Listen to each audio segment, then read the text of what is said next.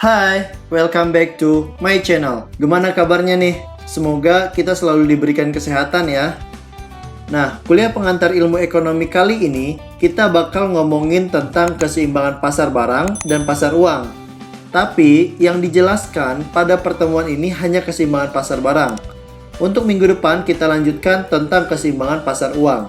Di sini ada 4 poin yang akan kita bahas. Yang pertama yaitu keseimbangan pasar barang dengan pendekatan IS. IS di sini adalah investasi saving. Dan yang kedua yaitu tentang konsep dasar pasar barang. Dan yang ketiga yaitu keseimbangan pasar uang dengan pendekatan LM. LM di sini adalah liquidity of money. Dan yang keempat yaitu konsep dasar pasar uang. Tapi poin ketiga dan keempat akan dijelaskan pada minggu berikutnya ya. Kali ini kita fokus pada pembahasan poin pertama dan poin kedua saja. Kita masuk pada keseimbangan pasar barang dengan pendekatan IS. Seperti yang kita ketahui bahwa dalam transaksi ekonomi ada yang namanya permintaan dan penawaran. Permintaan merupakan pengeluaran yang dilakukan oleh pelaku ekonomi, sedangkan penawaran merupakan kemampuan produsen dalam menghasilkan barang dan jasa. Jadi ketika permintaan dan penawaran itu bertemu pada satu titik, akan membentuk keseimbangan pasar barang. Di mana keseimbangan pasar barang dengan pendekatan IS itu didasarkan bahwa investasi atau yang disimbolkan dengan I akan dipengaruhi oleh tinggi rendahnya tingkat suku bunga yang disimbolkan oleh R. Berikutnya, kita masuk kepada konsep dasar pasar barang. Di sini ada 2 grafik pembentuk kurva IS dari perubahan keseimbangan pembelanjaan agregat. Saya ingetin lagi nih, agregat itu maksudnya adalah keseluruhan. Jadi pembelanjaan agregat adalah pembelanjaan secara keseluruhan. Sebelum saya lanjut menjelaskan kurva ini, saya akan coba menjelaskan masing-masing simbol yang ada pada grafik ini. Nah, Y ini adalah pendapatan, kemudian AE ini adalah agregat expenditure atau pembelanjaan agregat, kemudian E adalah equilibrium, sedangkan R adalah tingkat suku bunga, C adalah konsumsi, IS adalah investasi saving. Nah, itu adalah nama-nama dari simbol yang ada pada grafik ini. Baiklah, saya akan mulai. Di sini, fungsi IS adalah fungsi yang menunjukkan hubungan antara tingkat suku bunga, yaitu R, dengan tingkat pendapatan nasional, yaitu Y, di mana dipenuhi syarat keseimbangan pasar, di mana syarat keseimbangan pasar itu adalah I sama dengan fungsi F, R, Y. Oke. Dan kurva IS, Y ini, kurva IS yang warna ungu ini, adalah kurva yang menghubungkan berbagai tingkat pendapatan nasional, yaitu Y, pada berbagai kemungkinan tingkat bunga, di mana dipenuhi syarat keseimbangan pada pasar barang, yaitu ini syarat keseimbangan pasar barang. Nah, saya coba akan menjelaskan kurva ini lebih detail, semoga kalian bisa memahaminya dan baik. Seperti yang sudah dijelaskan pada slide sebelumnya, bahwa pendekatan IS itu didasarkan bahwa investasi dipengaruhi oleh tinggi rendahnya tingkat suku bunga. Saya mau mulai dari grafik yang di bawah dulu, grafik yang di bawah ini. Di sini ada sumbu X, sumbu X-nya adalah pendapatan nasional, yaitu Y. Dan sumbu Y di sini yaitu R, yaitu tingkat suku bunga. Jadi, grafik ini menggambarkan hubungan antara tingkat pendapatan nasional dengan tingkat suku bunga. Kemudian, kalau kita lihat kurva ini, hubungan antara tingkat suku bunga dan pendapatan nasional itu berbanding terbalik, makanya kurvanya menurun. Jadi semakin tinggi tingkat suku bunga, maka semakin rendah pendapatan nasional. Sebaliknya, semakin rendah tingkat suku bunga, maka semakin tinggi pendapatan nasional. Nah, kita lihat aja kurva ini. Di titik A, yaitu ini, di mana suku bunga R0, maka pendapatan nasional berada di titik Y0. Kemudian suku bunga turun ke R1. Tapi pendapatan nasional malah naik dari Y0 ke Y1. Tapi kalau tingkat suku bunga naik dari R0 ke R2, pendapatan nasional malah turun dari Y0 ke Y2. Loh, kok bisa seperti ini hubungannya? Nah, itu bisa dijelaskan pada grafik yang di atas ini. Jadi gini, ketika R sama dengan 0 dan Y sama dengan 0, maka tingkat keseimbangan pasar itu berada di E0. Tapi ketika suku bunga turun ke R1 dan pendapatan nasional naik ke Y1, maka tingkat keseimbangan pendapatan nasional itu akan naik dari E0 ke E1 di sini. Tapi ketika suku bunga itu naik dari R0 ke R2, maka titik keseimbangan itu akan turun. Titik keseimbangan akan turun dari E0 ke E2 di sini. Titik keseimbangan itu turun atau naik diikuti dengan pembelanjaan agregat yang ikut turun dan naik. Nah, ketika E0, pembelanjaan agregat di AE0. Dan ketika pembelanjaan agregat naik, maka tingkat keseimbangan pun naik ke E1. Tetapi ketika pembelanjaan agregat turun, maka tingkat keseimbangan pun turun dari E0 ke E2.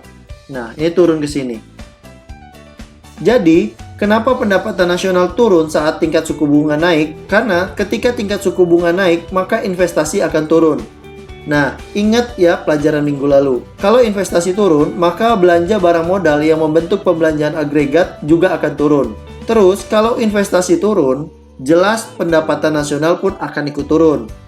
Jadi perlu kalian catat nih, hubungan tingkat suku bunga dengan pendapatan nasional dalam pasar barang itu bersifat negatif. Jadi ketika suku bunga turun, R-nya turun, maka investasi akan naik, I akan naik, dan pendapatan nasional akan naik. Nah, itu hubungannya. Dan sebaliknya, jika tingkat suku bunga itu naik, maka investasi akan turun, dan pendapatan nasional juga akan turun. Oke, semoga kalian paham ya tentang penjelasan grafik ini. Berikutnya, masih dengan grafik, dan kali ini grafiknya ada 4 malahan. Dan 4 grafik ini saling berhubungan satu sama lainnya. 4 grafik ini menghubungkan antara tingkat suku bunga, investasi, saving, dan pendapatan nasional. Nah, kalian bisa catat di sini, I adalah artinya investasi, S adalah saving atau tabungan, Y pendapatan nasional, dan R adalah tingkat suku bunga. Di sini ada 4 kuadran. Kuadran pertama yaitu fungsi investasi yang dipengaruhi oleh tingkat suku bunga. Kemudian kuadran kedua yaitu fungsi investasi sama dengan tabungan. Kemudian kuadran ketiga yaitu fungsi tabungan sama dengan fungsi pendapatan. Dan kuadran keempat yaitu fungsi pendapatan sama dengan fungsi tingkat suku bunga. Jadi saya akan coba menjelaskan alur cerita dari 4 grafik ini yang saling berhubungan. Tolong diperhatikan dan tolong dicatat.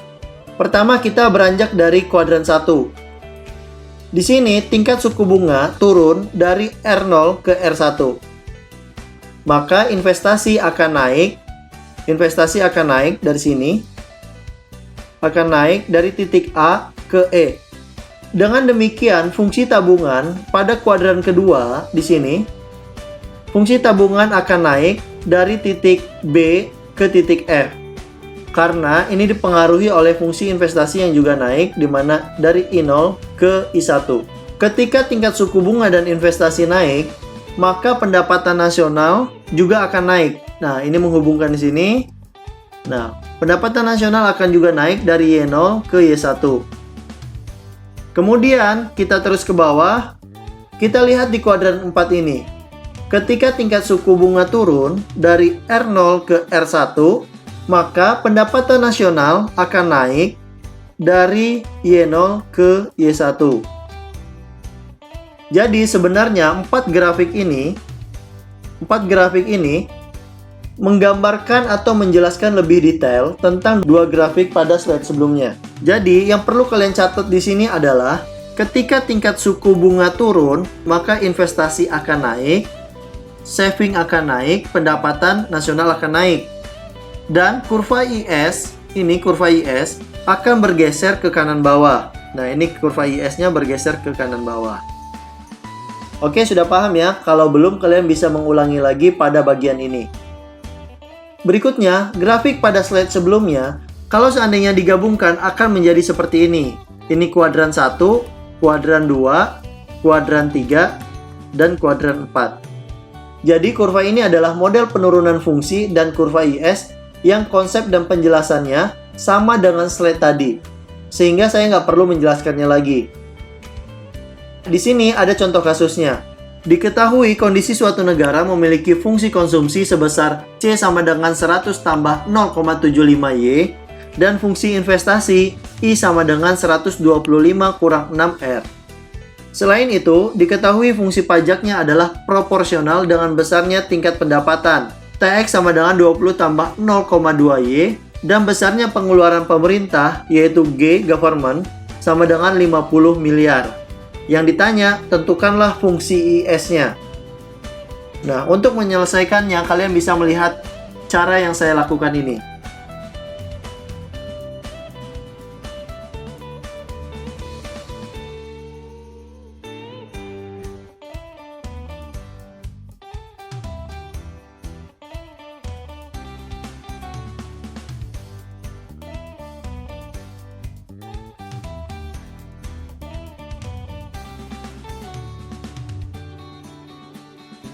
Jadi fungsi IS-nya yaitu Y sama dengan 650 kurang 15R. Di sini saya akan coba menjelaskan dari mana asal angka ini semua. 100 itu diperoleh dari ini. Kemudian 0,75 dari B di sini. Kemudian 20 yaitu teks. Teks yang di sini dimasukkan di sini.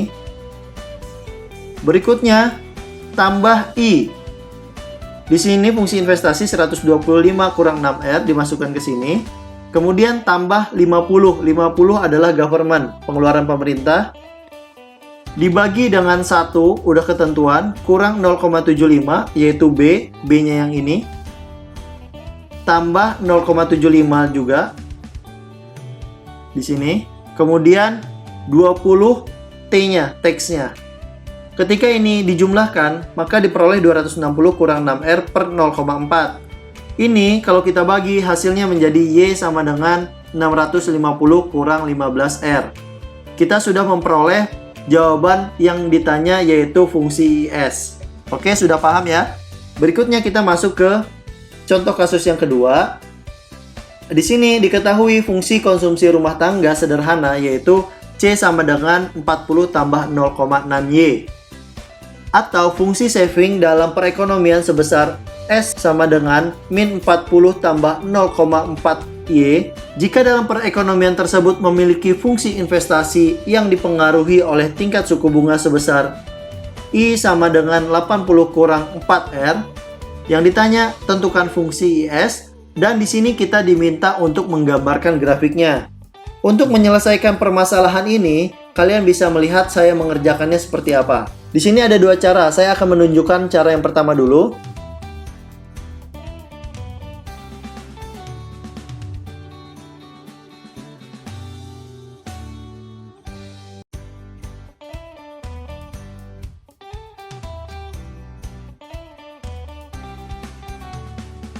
Nah, di cara pertama ini kita memperoleh fungsi IS-nya yaitu 300 kurang 10R. Caranya Y sama dengan C tambah I. C-nya kita lihat dari fungsi konsumsi 40 tambah 0,6Y yaitu yang ini. Kemudian tambah I investasi 80 kurang 4R. Terus di sini menjadi 0,4Y. Loh, kok bisa 0,4Y? Karena ini 1Y, jadi 1Y kurangi 0,6Y yang ada di sini. Maka diperoleh 0,4Y sama dengan 120 kurang 4R. Maka diperoleh Y-nya sama dengan 300 kurang 10R. Nah, ini cara yang pertama. Kemudian ada cara yang kedua. Nanti kalian tinggal pilih aja mana cara yang paling mudah. Ini cara yang kedua.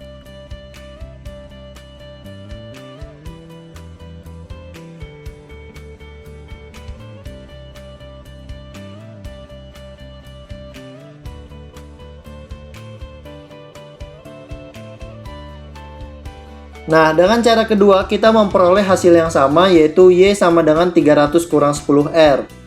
Di sini C0 tambah I0 tambah ER per 1 kurang C. C0 kita peroleh dari fungsi C ini yaitu 40. Kemudian I0 kita masukkan dari investasi ini. Kemudian min 4R kita peroleh dari yang ini. Oke, sudah paham ya? Per 1 kurang 0,6.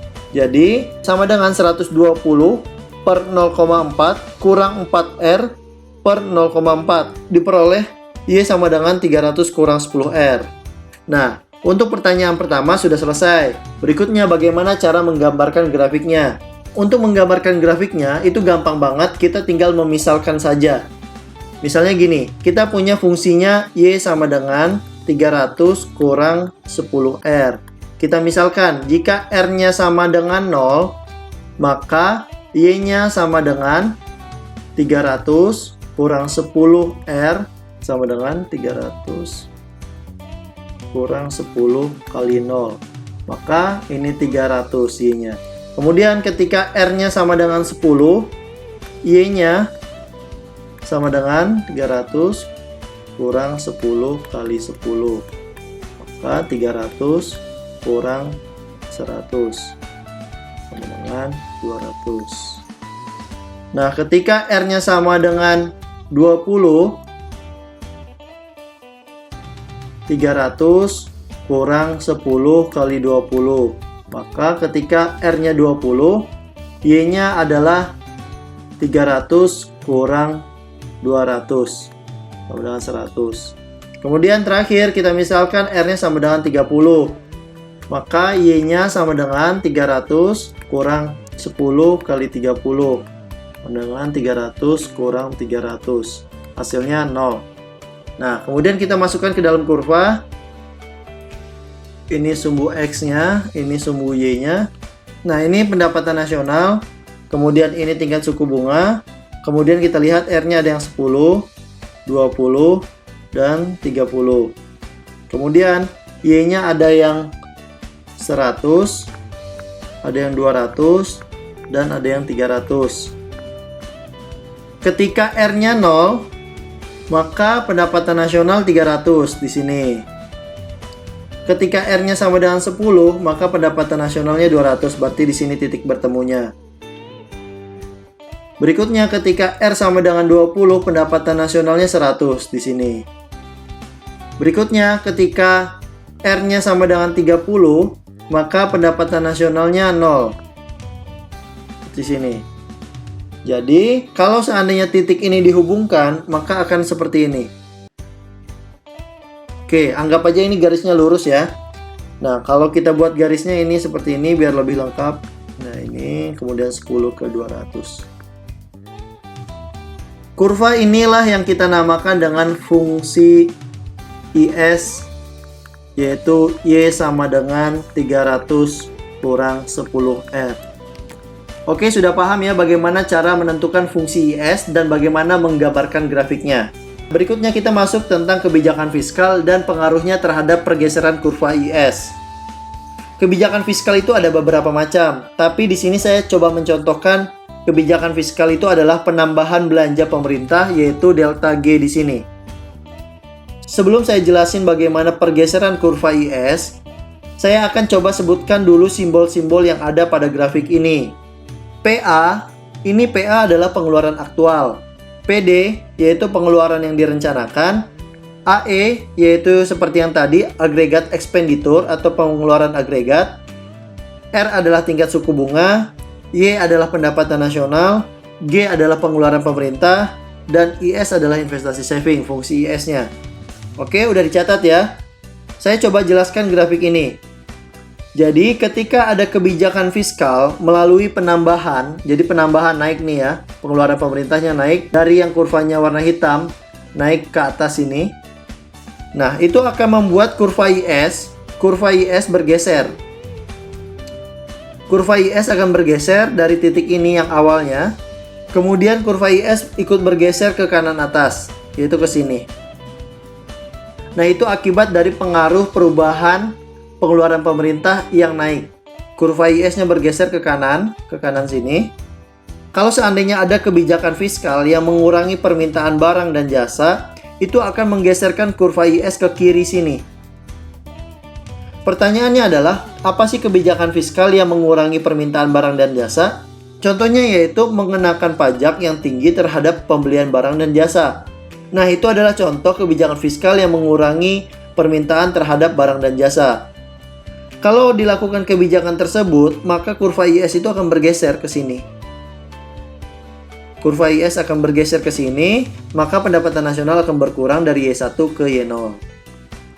Oke, sudah paham ya? Itulah pengaruh kebijakan fiskal kalau seandainya ada kenaikan pengeluaran pemerintah yang akan membuat kurva IS bergeser ke kanan. Berikutnya, kalau seandainya ada kebijakan pemerintah yang mengakibatkan berkurangnya permintaan terhadap barang dan jasa, kurvanya akan bergeser ke kiri sini. Dan pendapatan nasional pun akan bergeser ke Y0. Oke, gampang dimengerti kan ya? Nah, untuk pertemuan kali ini kita cukupkan sampai di sini dulu. Untuk keseimbangan pasar uang akan kita lanjutkan minggu depan. Soalnya, kalau semuanya dijelaskan dalam video ini, takutnya kalian malah jadi gagal paham. Jadi kita coba jelaskan step by step, perlahan-lahan biar kalian bisa membedakan antara keseimbangan pasar barang dan keseimbangan pasar uang. Oke, terima kasih sudah menyaksikan. Mohon maaf kalau ada kesalahan. Thanks for watching and see you next time.